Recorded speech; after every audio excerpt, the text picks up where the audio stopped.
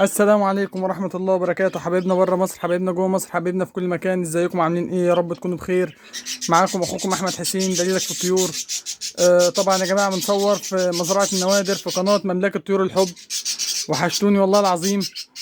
يعني يا رب تكونوا بخير.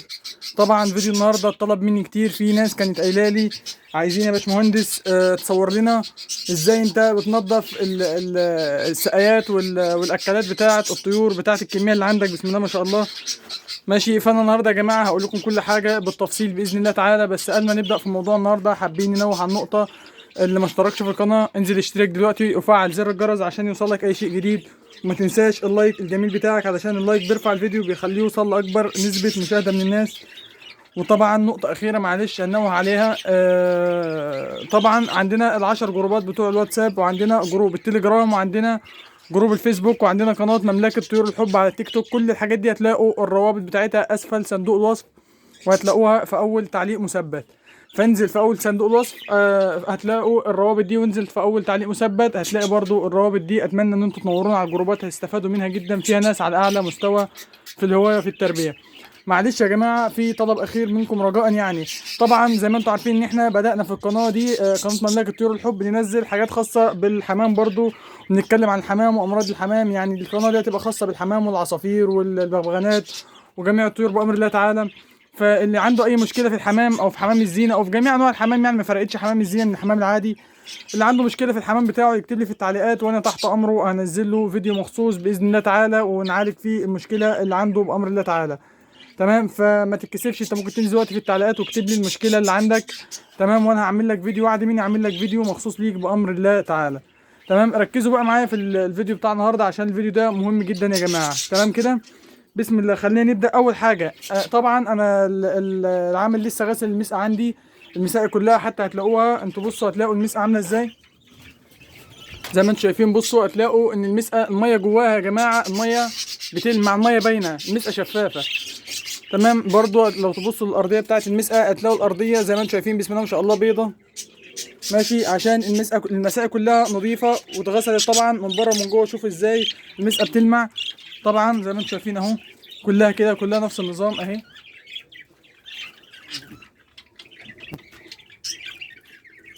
اهي يا جماعه زي ما انتم شايفين. تمام. طيب احنا النهارده هنتكلم عن ايه؟ طبعا هي بتاخد وقت. انا هقول لك انت هتغسلها كام مره ماشي في الشهر، وهقول لك هتغسلها ازاي، واقول لك هتغسلها بايه، واقول لك افضل شيء للغسيل بامر الله تعالى. بس ركز معايا ماشي، وما تقدمش ولا دقيقه واحده من الفيديو، عشان انت ممكن الدقيقه اللي انت تقدمها دي يكون فيها معلومات تهمك. تمام، انت اول حاجه هتحتاجها، هتحتاج ديتول. تمام، وهتحتاج فيري. طبعا الفيري بتاع المواعين كلنا عارفينه، والديتول ازازه مثلا ب 5 جنيه او ب 7 جنيه من اي سوبر ماركت، هتكفيك باذن الله تعالى لو انت عندك كميه. تمام، هتجيب الفيري وهتجيب الديتول. تمام، هتمسك بقى مسقه تفتحها، هتروح حاطط فيها. اول حاجه لازم يكون معاك ميه دافيه. انا بتكلم على افضل طريقه لغسيل المساء يا جماعه، غسيل السقايات. ماشي، دي افضل طريقه للغسيل يا جماعه، اللي هي تقتل البكتيريا وتقتل اي مشاكل عندك في يعني بتوصل للطيور عن طريق المسقه او عن طريق الميه. تمام، لان انتوا عارفين طبعا ان المسقه دي الميه لو قعدت فيها مثلا يومين ثلاثه المسقه بتطحلب. ماشي، بتعمل طحالب، الطحالب دي بتبقى فيها بكتيريا ضاره، فالطيور طبعا بالتالي بتشرب الطحالب دي مع الميه، فبتسبب لها مشاكل. يعني معظم الامراض زي مثلا الاسهالات والكوكسيديا والسالمونيلا وبرضه الروشه والصرع، كل الحاجات دي بتبقى سببها الرئيسي او الاساسي هي الميه اللي فيها طحالب او اللي فيها بكتيريا كتير. فطبعا الطيور بتشرب البكتيريا دي او تشرب الطحالب دي مع الميه. تمام، فافضل شيء ان انت تشيل بيه الطحالب او تشيل بيه البكتيريا اللي بتيجي من الطحالب في المسقه هو الديتول والفيري.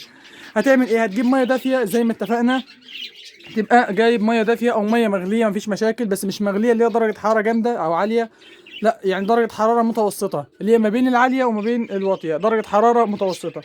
تمام يا جماعه، وهتروح جايب حاجه مثلا، يعني عندك مثلا افترضنا ان انت هتجيب حاجه زي دي، اوريها لكم. افترضنا ان انت هتجيب حاجه زي دي. تمام، هتحط فيها طبعا اهي، ده العمق بتاعها يا جماعه، هتحط فيها تملاها، هتحط فيها الميه الدافيه. ماشي، وهتحط بقى جواها ايه؟ مش هتحط جواها اي حاجه، انت هتحط جواها بس الميه الدافيه. تمام كده، هتمسك بقى مسقه، وهتجيب سلك مواعين عادي اللي هو سلك مواعين. طبعا لو عندك المسقه صغيره زي كده السلك مش هيقدر يدخل جواها، فانت هتجيب فرشه اسنان اللي هي فرشه معجون الاسنان اللي انت بتعمل بيه اسنانك. هتجيب فرشه على اساس ان انت تعرف تدخلها جوه المسقه الصغيره دي، تمام، علشان تعرف تنضفها من جوه.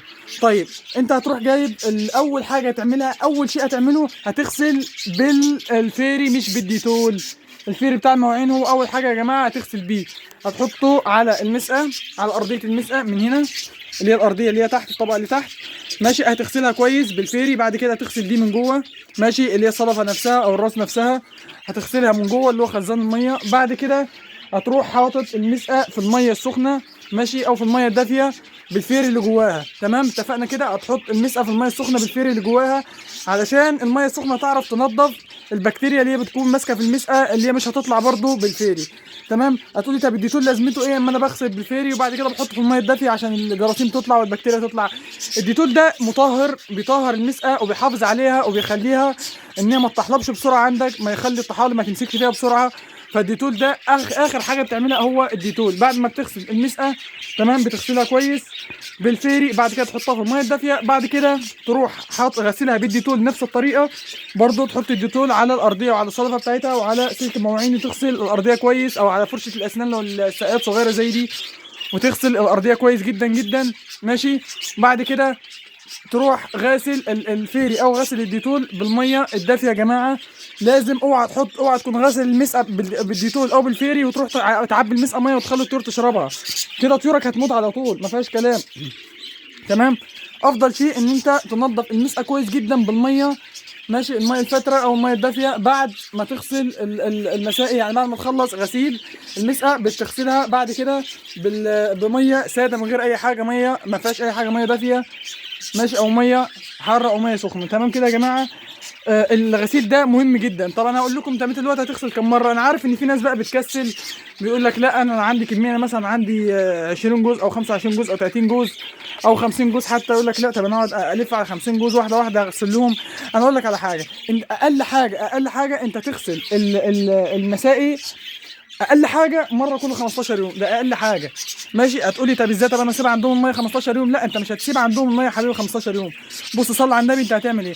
انت هتعبي المسقه كل يوم وتغير الميه كل يوم يا دوب، وانت بس بتغيرها، يعني وانت بتغيرها بتمسك المسقه تمضمضها، يعني تمسك المسقه تحط جواها ميه وتمضمضها بس، مش لازم تغسلها من جوه او تفكها، تمضمضها كل يوم وتروح كابل الميه اللي جوه وتروح مغير الميه كل 24 ساعه. اوعى تخلي الميه تقعد اكتر من 24 ساعه، تمام. بالذات يا جماعه في فصل الصيف اللي احنا فيه، ركز معايا عشان عنوان الفيديو برضو، بالذات في فصل الصيف اللي احنا فيه. فصل الصيف اللي احنا فيه ان ما غسلتش المسقه باستمرار كل 15 يوم مره او 3 مرات في الشهر وكل 10 ايام مره، يفضل ان انت تغسل كل 10 ايام مره. دي نصيحه مني، يعني انت مش هتخسر حاجه لو غسلت المسقه لطيورك مره كل 10 ايام، يعني 3 مرات في الشهر، ماشي. مش هتاخد منك وقت، انت هتاخد منك مثلا، انت عندك مثلا العنبر اللي عندي ده، او ده عنبر مثلا بيشيل 70 جوز، ده بيشيل 70 بالظبط اللي انا فيه دلوقتي ده، ماشي. طيب ال 70 ده يعني بياخد وقت قد ايه؟ بياخد وقت بالظبط ساعتين من العامل.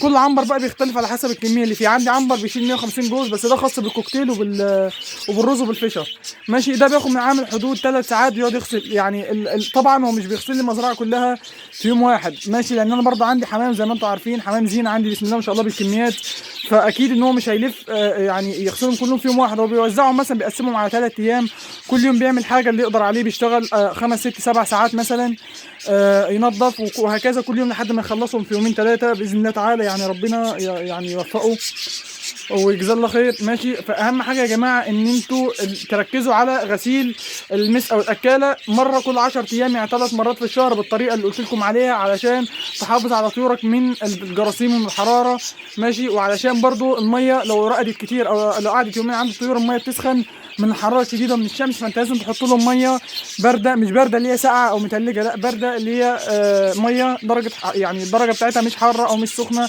الميه تكون بارده نوعا ما، ماشي، بروده خفيفه عشان ترطب على الطيور، ماشي. زي ما انتم شايفين، شوفوا المسقه زرقاء ازاي، المسقه بتلمع من الغسيل يا جماعه، من ان هو نظفها بالديتول وبالفيري، ماشي. فدي نصيحه مني، نصيحه اخويه، اهتم بغسيل المسقه والاكاله عندك واهتم بالنظافه، ماشي. النظافه دي اهم حاجه، وبالذات نظافه المسقه يا جماعه لانها بتلم جراثيم كتير وهي السبب الرئيسي في الامراض عند الطيور. فنصيحه مني اعمل اللي قلت لك عليه، ونصيحه مني اهتم بالنظافه رقم واحد، اهتم بالنظافه رقم واحد، تمام.